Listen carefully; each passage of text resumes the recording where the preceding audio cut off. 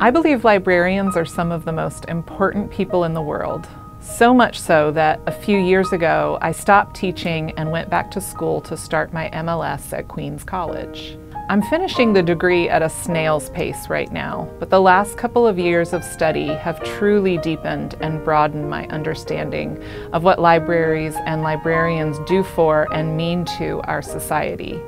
How they not only create and foster community and provide equity of access to so many patrons who've been shut out of other societal institutions, but also how in schools and elsewhere, librarians are educating people in information literacy, which is absolutely crucial just now in our age of fake news and fake news. In short, I've spent most of my life, as many probably have, taking libraries for granted. And my time as a library student has changed that. I've always loved the library, but over the past 2 years, I've become truly passionate about libraries as a writer, reader, parent, citizen, educator, future librarian, and human being. I'm happy to have you watching today and to say thank you for the work you do. So now I'll tell you a little bit about myself and my debut novel, Looker. I've been a poet for many years, but about 6 or 7 years ago, after my son was born, I started feeling the urge to write fiction, which I hadn't really done since I was a kid. First, I wrote young adult fiction, and there are a couple of YA novels in my drawer at home where they belong, though writing them prepared me to write Looker, I'm sure. But the moment I started this novel, it felt different, more alive, with an urgency to get it down on paper that I hadn't felt before. Whereas I had carefully planned and plotted the novels before, Looker came to me in a moment of inspiration. I heard a voice in my head, started writing it down, followed where it led, and developed it over a period of about 3 years, kind of haltingly, as I worked on other projects and raised my son, into the short novel you see before you. That voice belonged to a woman whose life had recently imploded. And instead of merely sinking into depression, she becomes increasingly active in her obsession with a famous neighbor, an actress, who seems to represent to her everything she does not have, can never be, and things unspool quickly and darkly from there. Looker is a novel that's comprised of seemingly disparate elements and ideas. I've just told you the plot summary, which may sound something like a thriller, and it definitely has that kind of clock to it. But it's also a deep dive into one character's consciousness.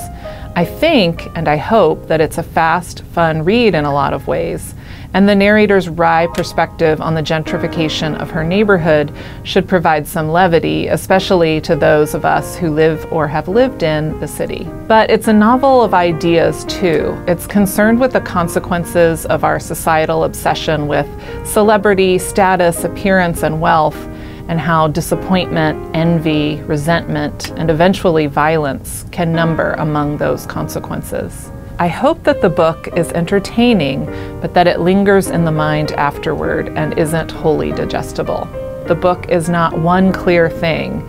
It does not fit into one clear genre. It's comprised of multiple ideas and characteristics, and some of them are seemingly contradictory. Similarly, it's a novel that had a wide variety of influences. Elena Ferrante's Days of Abandonment was a huge influence, especially for the intensity of her narrator's voice and the unfettered rage of her female characters in general, which I find inspiring. Jenny Offel's Department of Speculation was a big influence too, formally especially, because as a poet I felt daunted by the idea of writing a novel, long and wordy and full of exposition, which I love to read, but I didn't feel like I could write. Her book showed me that it was possible to write something short and intense and just as meaningful and engaging as a 400-page tome. Both of the books I've just mentioned also cleared the way for me to write about a middle-aged woman dealing with the vagaries of everyday and not so everyday life.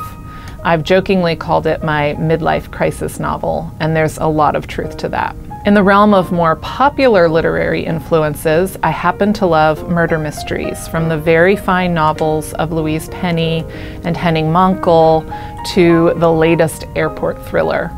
And I learned, I think, how to move a story along at a fast click from those books. In general, I have always had wide-ranging tastes in fiction, nonfiction, and poetry, and those, along with other media like TV and film, I won't even get into those right now, have always influenced my own work. Not just Looker, but also my poetry before it.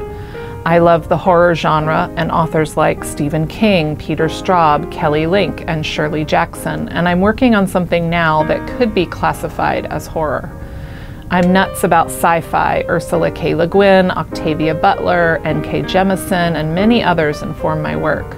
I could go on, but my point is that I have extremely eclectic reading habits and tastes, and anything more narrowly defined would feel stifling to me. It always has. And this leads finally back to the library.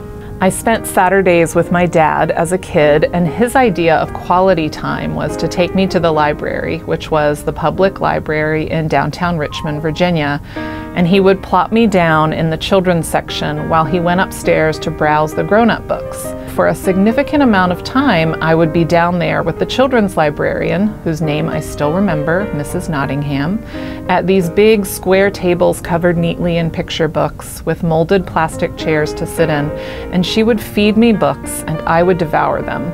Mrs. Pigglewiggle, the Boxcar Children, Nancy Drew, my great love for many years, Judy Blume, Christopher Pike, and so on. I also spent a good deal of time browsing on my own. In the library, I learned I could wander the aisles and find books on faraway countries like Japan or on the civil rights movement in our own country.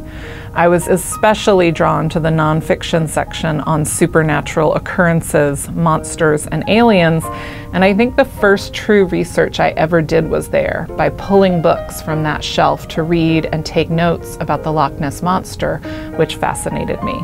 So from an early age, the library was a parent and a teacher to me.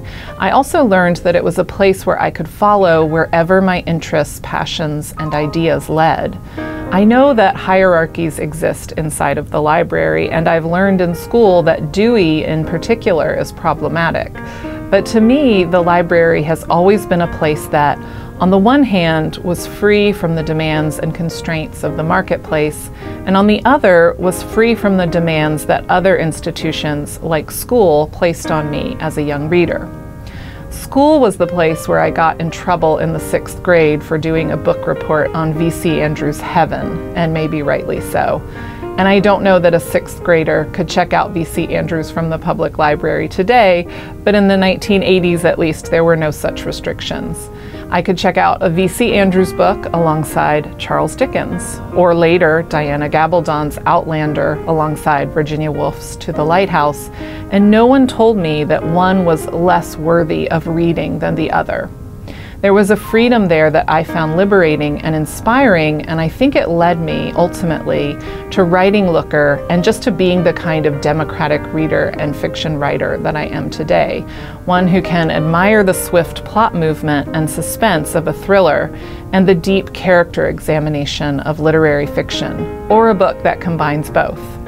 I learned to not make too much of the distinctions between genres that many readers and writers do. I'm grateful for that gift and for the formative time I spent in the library. Obviously, this is just what the library has meant to me personally, but it gestures toward the greater reach and effect that libraries and you as librarians have. I'm excited to someday, when I finally finish my degree, help instill an enjoyment of eclectic reading in young children and to enable and encourage the idea of reading for pleasure for all patrons. Thank you so much for watching. I'm really excited to hear what you think about my book, Looker.